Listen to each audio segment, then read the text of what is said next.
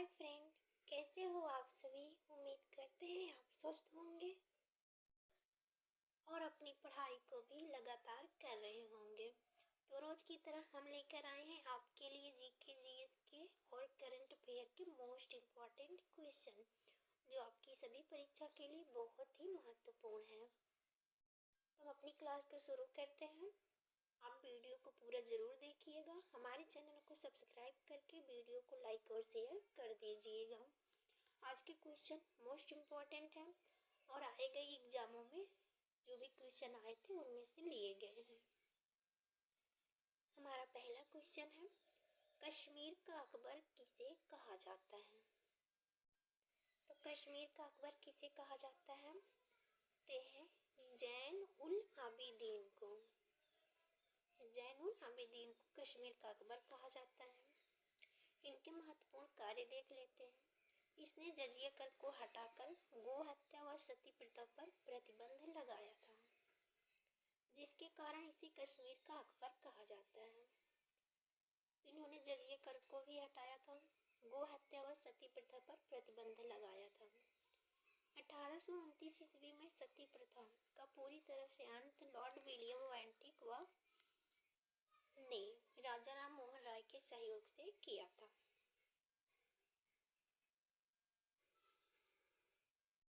सती प्रथा पर प्रतिबंध है सबसे पहले कश्मीर के अकबर जैन उल आबिदीन ने लगाया था, पर इसे पूरी तरह से समाप्त किया था लॉर्ड विलियम बेंटिक ने और राजा राम मोहन के सहयोग से 1829 ईस्वी में।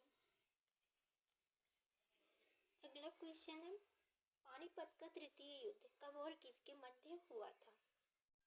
आज के क्वेश्चन मोस्ट इम्पॉर्टेंट है। एक क्वेश्चन के साथ साथ आपको कई सारे क्वेश्चन के आंसर मिल जाएंगे, तो आप वीडियो को ध्यान से देखिएगा। पानीपत का तृतीय युद्ध हुआ था 14 जनवरी 1761 ईस्वी को। किसके मध्य में हुआ था, तो अहमद शाह अब्दाली तथा मराठों के मध्य में। इसको जीता किसने था, तो इस युद्ध में जीता था अहमद शाह अब्दाली ने।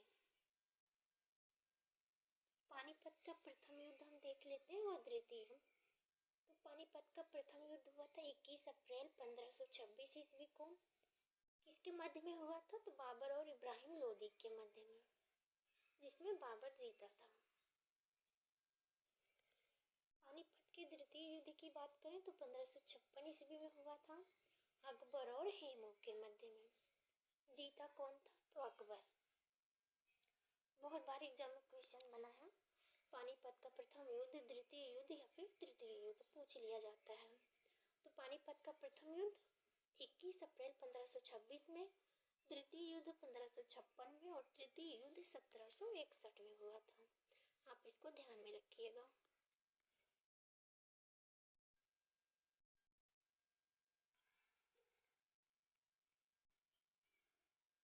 अगला क्वेश्चन है, ऋग्वैदिक काल का मुख्य व्यवसाय क्या था।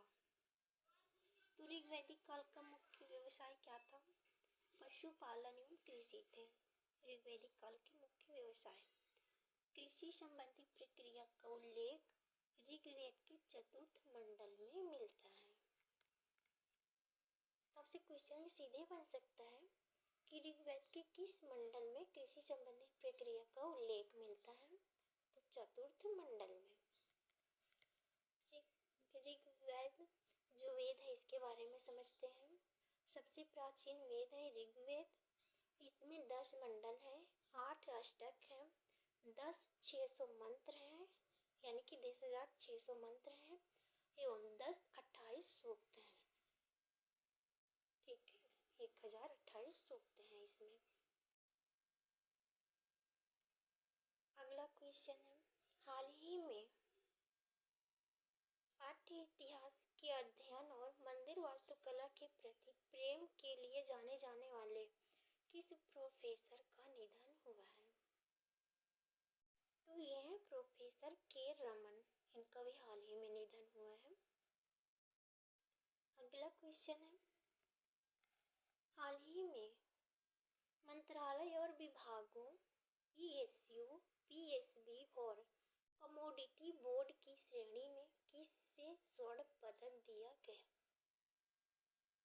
तो क्वेश्चन आपसे पूछ रहा है मंत्रालय और विभागों पीएसयू, पीएसबी और कमोडिटी बोर्ड की श्रेणी में स्वर्ण पदक किसको मिला है?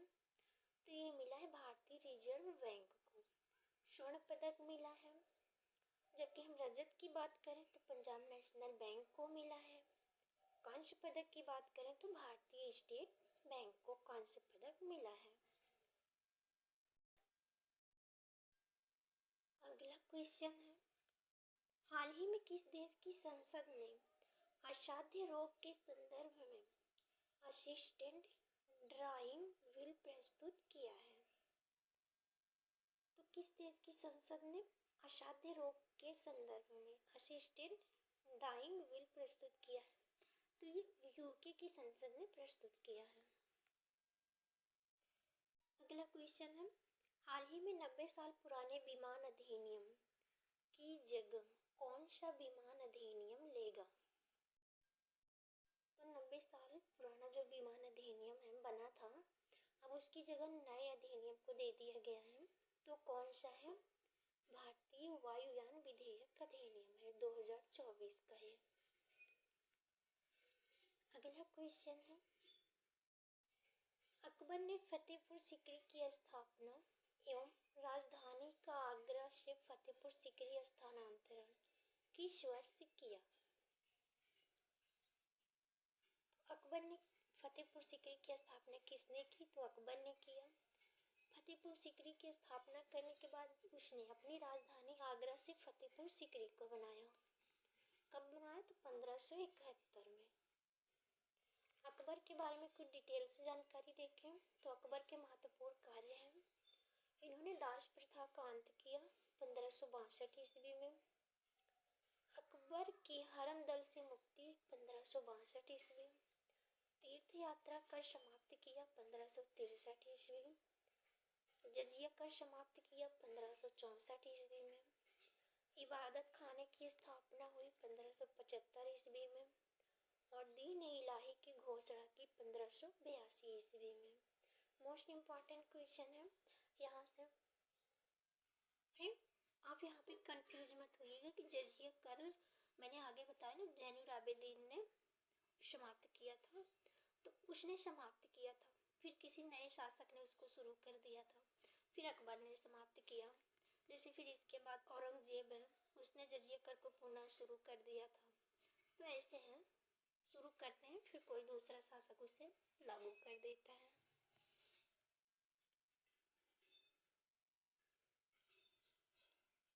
अगला क्वेश्चन है, भारतीय साम्राज्य का पहला ऐतिहासिक सम्राट किसे माना जाता है? तो भारतीय साम्राज्य का पहला ऐतिहासिक सम्राट है चंद्रगुप्त मौर्य। चंद्रगुप्त मौर्य ने ही मौर्य वंश की स्थापना भी की थी। इन्होंने नंद वंश के शासक थे घनानंद, उनको मारकर। चंद्रगुप्त के प्रशासन का प्राचीनतम साक्ष्य रुद्रदामन के जूनागढ़ अभिलेख से मिलता है। क्वेश्चन में आपसे सीधा बन सकता है कि चंद्रगुप्त के जो प्रशासन का साक्ष्य किस अभिलेख से मिलता है? तो रुद्रदामन के जूनागढ़ अभिलेख से। अगला क्वेश्चन है, सीरियाई नरेश एंटियोकस प्रथम का राजदूत डायमेकस किसके दरबार में आया था? तो सीरियाई नरेश थे एंटियोकस प्रथम, इनका राजदूत कौन था? तो डायमेकस था। किसके दरबार में आया था? तो बिंदुसार के दरबार में आया था। ये बिंदुसार के दरबार में आया था। आगे हम समझे तो बिंदुसार ने सीरिया के शासक एंटियोकस प्रथम से मदिरा, सूखे अंजीर एवं एक दार्शनिक भेजने की प्रार्थना की थी, लेकिन सीरियाई शासक ने दार्शनिक भेजने से मना किया था। इम्पोर्टेंट क्वेश्चन है। यहाँ पे फ्रेंड आप इसको टिक मार के रखिएगा, क्योंकि ना एग्जाम में क्वेश्चन सीधे से बन जाता है कि सीरिया के शासक एंटियोकस ने बिंदुसार को मदिरा, सूखे अंजीर एवं दार्शनिक में से क्या नहीं भेजा था। काफी बार मैंने एग्जाम में क्वेश्चन में देखे हैं, पूछा गया है, तो उसने दार्शनिक भेजने से मना किया था।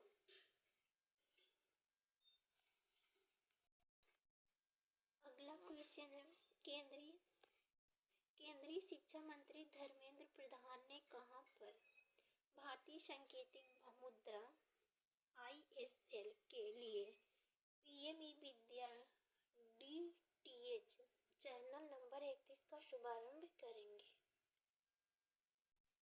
तो केंद्रीय शिक्षा मंत्री धर्मेंद्र प्रधान कहां पर भारतीय सांकेतिक मुद्रा है ISL के लिए PM विद्या DTH चैनल नंबर 31 का शुभारंभ करेंगे?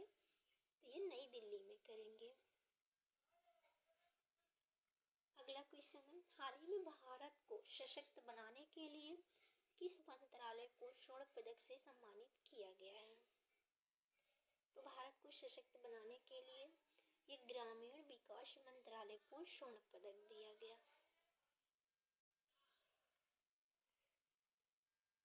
अगला क्वेश्चन है, हाल ही में चीन ने अपने अंतरिक्ष स्टेशन तियागोंग के लिए कौन सा मिशन भेजा है?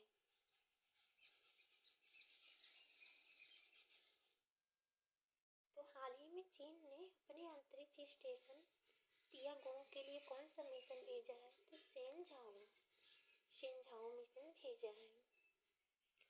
अगला क्वेश्चन है,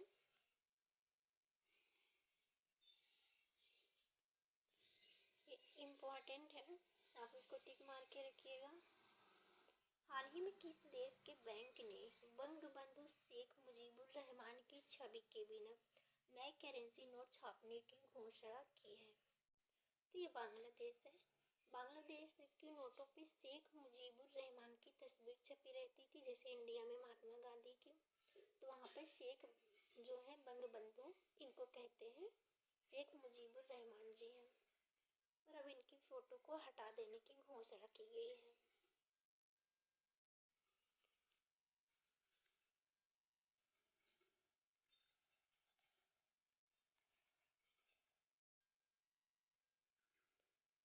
अगला क्वेश्चन है, फ्रेंड ये मुजीबुर रहमान, अब ये है मुजीबुर रहमान जी, ये बांग्लादेश के पिता हैं। जैसे भारत में राष्ट्रपिता महात्मा गांधी को बोला जाता है, तो बांग्लादेश के जनक या फिर पिता कहें तो शेख मुजीबुर रहमान है।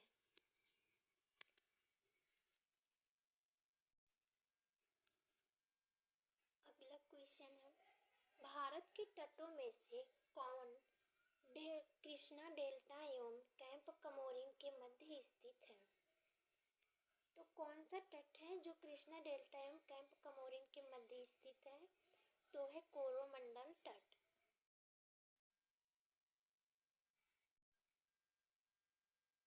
अगला क्वेश्चन है, दक्षिण भारत की नदियां प्रमुख रूप से कौन सा अपवाह तंत्र बनाती हैं? दक्षिण भारत की नदियां ये वृक्षनुमा अपवाह तंत्र बनाती हैं। अगला क्वेश्चन, हाल ही में अंतर्राष्ट्रीय मस्तिष्क अनुसंधान संगठन की अध्यक्ष कौन बनी है? ये फ्रेंड विकासशील देश की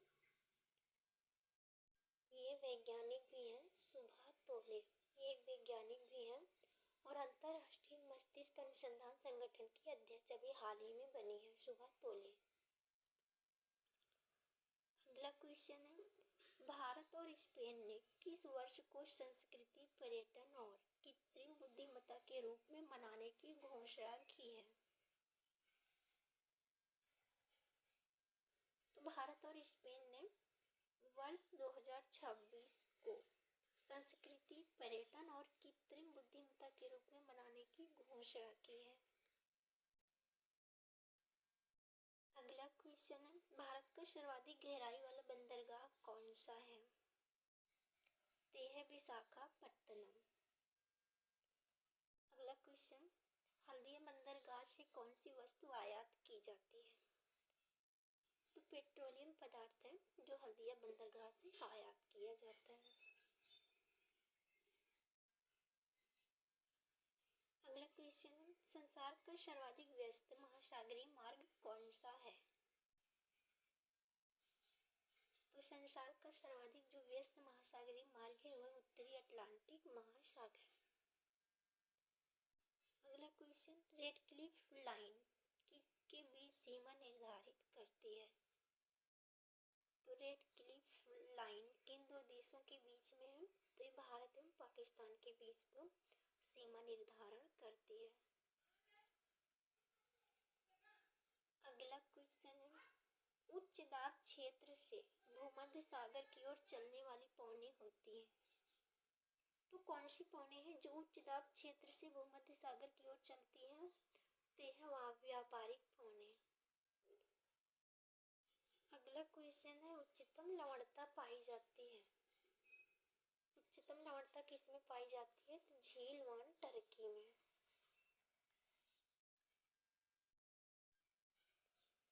अगला क्वेश्चन है, अखिल भारतीय किसान सभा 1936 ईस्वी के संस्थापक कौन थे? अखिल भारतीय किसान सभा है, इसके संस्थापक कौन थे? तो स्वामी सहजानंद सरस्वती हैं। इसकी स्थापना हुई थी 1936 ईस्वी में। इम्पोर्टेंट क्वेश्चन है, काफी बार पूछा जा चुका है। अगला क्वेश्चन है, मोहम्मदन एंग्लो ओरिएंटल कॉलेज की स्थापना किसने की थी? तो मोहम्मदन एंग्लो ओरिएंटल कॉलेज है, इसकी स्थापना सर सैयद अहमद खान ने किया था 1875 में। अगला क्वेश्चन है, इम्पोर्टेंट है, आप इसको मोस्ट इम्पोर्टेंट समझिएगा। बहुत बार एग्जाम में पूछा गया कि दिल्ली की प्रथम और अंतिम मुस्लिम शासिका कौन थी? तो ये थी रजिया सुल्ताना। रजिया सुल्ताना थी दिल्ली की प्रथम और अंतिम मुस्लिम शासिका। ये इल्तुतमिश की बेटी थी। इल्तुतमिश की बेटी थी रजिया सुल्तान। जलालुद्दीन याकूत को अमीर याकुल अश्वशाला प्रधान नियुक्त किया था रजिया सुल्तान ने। भटिंडा से दिल्ली आते वक्त इल्तुतमिश के पुत्र बहराम शाह ने अल्तुनिया व रजिया का वध कर दिया था। तो रजिया को किसने मारा था? इल्तुतमिश के पुत्र बहराम शाह ने।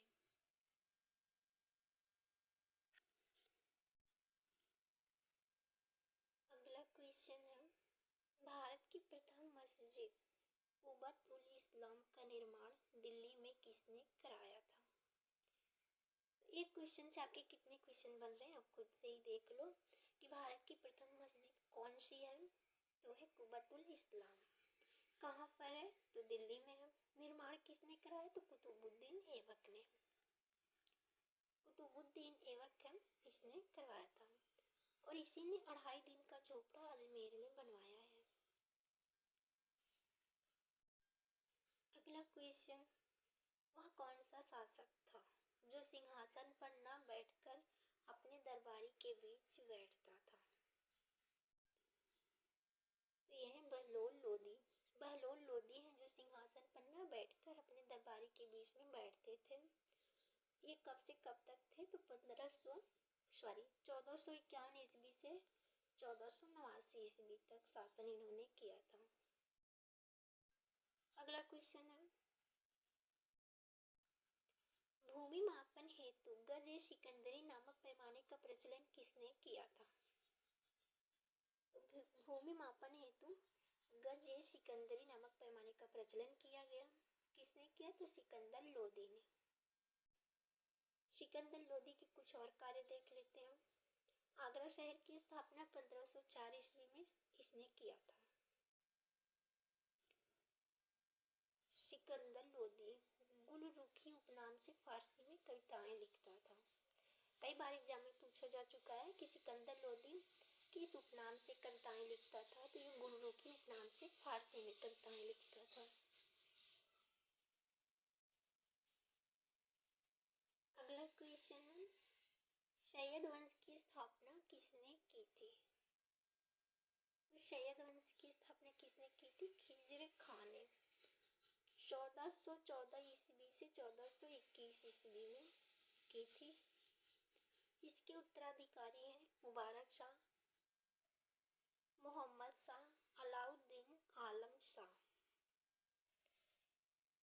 कौन था? कभी कभार एग्जाम क्वेश्चन में क्रम से भी पूछ लेता है ना, तो आप इसको ध्यान में रखिएगा। सैयद खिज्र खां था, फिर मुबारक शाह हुआ, फिर मोहम्मद शाह, उसके बाद अलाउद्दीन और फिर आलम शाह, जो अयोग्य निकला। और इसी आलम शाह को बहलोल लोदी को मौका मिला और लोदी वंश की स्थापना की थी। आलम शाह को किसने मारा था? तो बहलोल लोदी ने। बहलोल लोदी ने आलम शाह को मारकर लोदी वंश की स्थापना की। अगला क्वेश्चन है, ऊर्जा ईंधनों में कौन सा ईंधन पर्यावरण के लिए सबसे अनुकूल है? ऊर्जा ईंधनों में हाइड्रोजन है जो पर्यावरण के लिए सबसे अनुकूल है। अगला क्वेश्चन है, कौन सा तत्व द्रव्यमान के अनुसार ब्रह्मांड में सबसे अधिक पाया जाता है? क्वेश्चन में आपसे द्रव्यमान के अनुसार पूछ रहा है, तो आप उसी का अकॉर्डिंग आंसर दीजिए कि ब्रह्मांड में सबसे अधिक पाया जाता है तो है हाइड्रोजन। अगला क्वेश्चन है, यदि दो वस्तुओं के बीच की दूरी दोगुनी कर दी जाए तो वस्तु के बीच गुरुत्वाकर्षण बल क्या होगा? जब दो वस्तुओं के बीच की दूरी दोगुनी कर दी जाती है तो वस्तु के बीच का गुरुत्वाकर्षण बल 1/4 हो जाएगा। अगला क्वेश्चन है, वायुमंडल को अपनी अधिकांश ऊर्जा कहाँ से प्राप्त होती है? तो वायुमंडल को जो अपनी अधिकांश ऊर्जा है वो दीर्घ तरंग पृथ्वी विकिरण से प्राप्त होती है। अगला क्वेश्चन है, मानव आंख की फोकस लंबाई में परिवर्तन किसके कारण होता है? तो बताइएगा, मानव आंख की फोकस लंबाई में परिवर्तन किसके कारण होता है? तो सिलियरी मसल्स के कारण। अगला क्वेश्चन है, मानव आंख की रेटिना पर बनने वाली छवि कैसी होती है? ये होती है वास्तविक और उल्टा।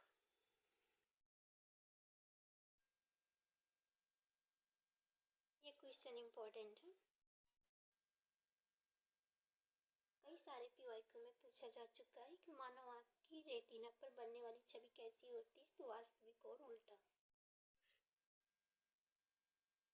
हमारा लास्ट क्वेश्चन है, ये दोनों हमारे लास्ट क्वेश्चन है, किसी ग्रह पर गुरुत्वीय त्वरण का मान उस ग्रह के किस भाग पर निर्भर करता है?